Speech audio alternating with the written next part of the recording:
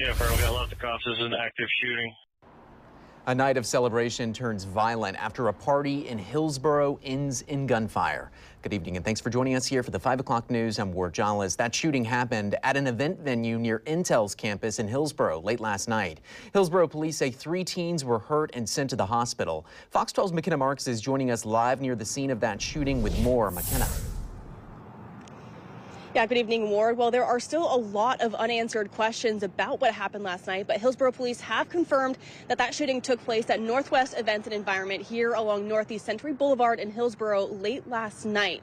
We know that 3 teenagers were shot, and at this time, police have not made any arrests. Now, Hillsboro police responded to the building around 10 p.m. Saturday night after receiving multiple 911 calls about a reported shooting.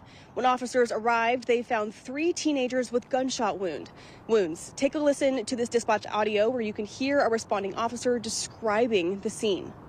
I've had a bunch of people running at me. There's somebody inside who got shot. There's nobody outside. There's a lot of chaos. According to police, the 3 victims were taken to a local hospital and are all expected to survive.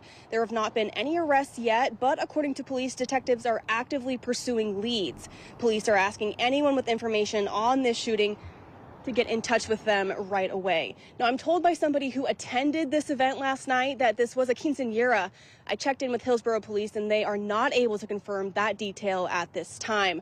I also reached out to Northwest Events and Environments for a comment on this story, but have not yet received a response. For now, reporting live from Hillsboro, McKenna Marks, Fox 12 Oregon.